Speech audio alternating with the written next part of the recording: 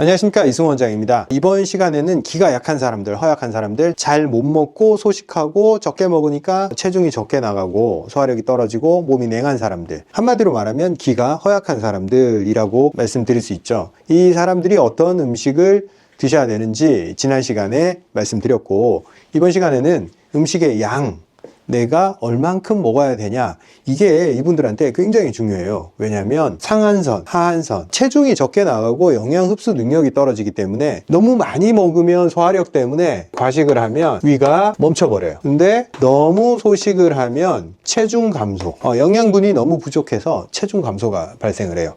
그래서 상한선을 넘지 않아야 되고, 이 한선, 체중이 안 빠지는 이 선을 잘 유지하셔야 됩니다. 근데 음식의 종류는 지난번에 말씀드렸고, 그걸 다양하게 최대한 많이 먹으려고 해야 됩니다.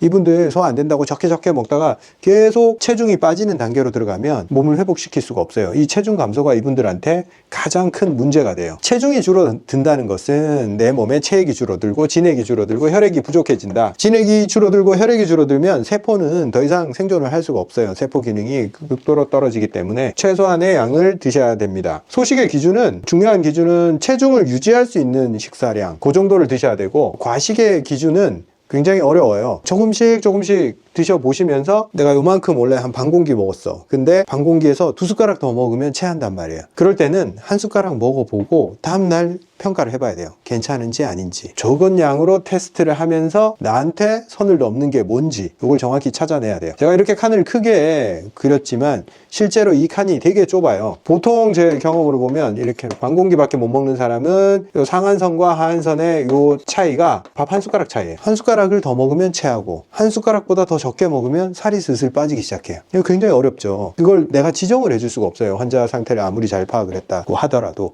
그래서 환자 본인이 나의 상한선이 뭔지, 체중이 안 빠지는 하한선이 뭔지 이걸 잘 아셔야 됩니다. 제가 딱 요 사례에 적합한 환자 한 분이 계셔가지고 인터뷰를 요청을 드렸어요. 이렇게 불편한 분들이 많으니까 그런 분들한테 도움이 될 만한 본인의 경험을 좀 얘기해 주십시오 하고 인터뷰를 따서 이렇게 소개해 드립니다. 전에 얼마나 자주 체하셨어요? 전에는 거의 일주일에도 한 서너 번? 이게 먹고 좀 제가 따고 좀 괜찮다 하면 또 물 먹다가 꼴깍하면 또 체하고.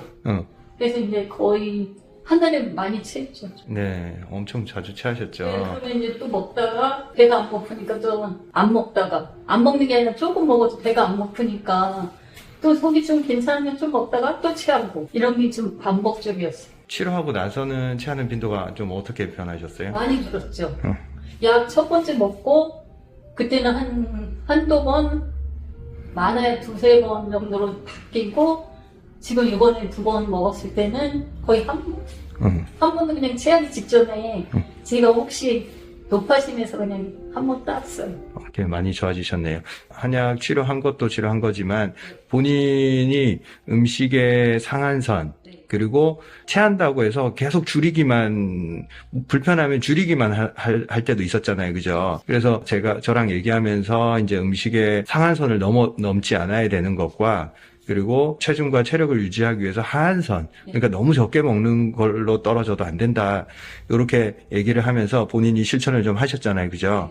다른 분들한테 도움이 되게 그 부분에 대해서 좀 한번 말씀 부탁드릴게요. 처음에는 저도 이 상한선하고 하한선을 잘 몰라가지고 어느 게 하한선이고 어떤 게 상한선인지 잘 몰랐어요.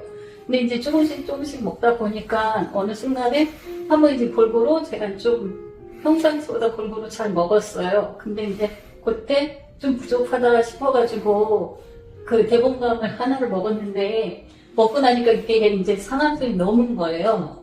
아, 그때서 이제 제가 이게 상한선이다? 이걸 알았어요. 그래서 평상시에 선생님이 하라고 하는 운동에 좀 배로 하니까 그때 이제 수업가 되더라고요. 하한선은 어떻게 지키세요?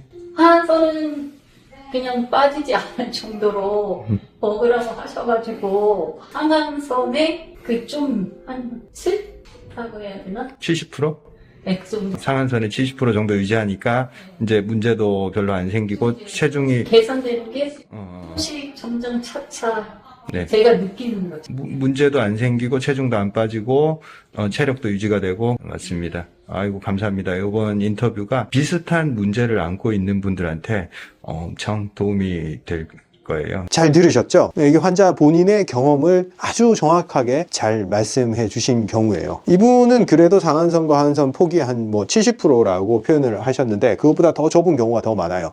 조금 더 먹어도 안 되고 조금 덜 먹어도 안 돼요. 그 선을 딱 찾아내야 됩니다. 실질적으로 상한선, 하한선이라고 했지만 하나의 선인 경우도 있어요. 맨날 똑같이 먹어야지 문제도 안 생기고 체중도 안 빠지는 그런 선에 수렴하는 그런 경우도 있다. 이렇게 생각하시면 됩니다. 그런데 극도로 이렇게 영양이 좀 부족해지고 식사량이 줄어서 조금이라도 저도 더 먹었으면 하는 그런 바람이 있고 환자도 그런 바람이 있어요. 체중에 대한 욕심이 있기 때문에 그래요. 체중에 대해서 강박이 있어요. 강박. 빨리 체중을 회복해서 나도 다시 건강해지고 싶다. 그래서 체중이 조금 빠지면 스트레스 받고 조금 늘면 좋아라 하고 그런단 말이에요. 그래서 체중 때문에 자꾸 음식에 욕심을 부리고 약간씩 초과하게 되고 문제를 일으키게 됩니다. 근데 많이 약해진 분들은 치료 초반에 절대 이 체중에 집중해서는 안 됩니다. 이 체중에 집중하는 순간 치료도 안 되고 앞으로 한 걸음 더 나아갈 수 없어요. 처음에는 이 체중이 문제가 아니라 정상적으로 체하지 않고 무리 없는 음식을 일정하게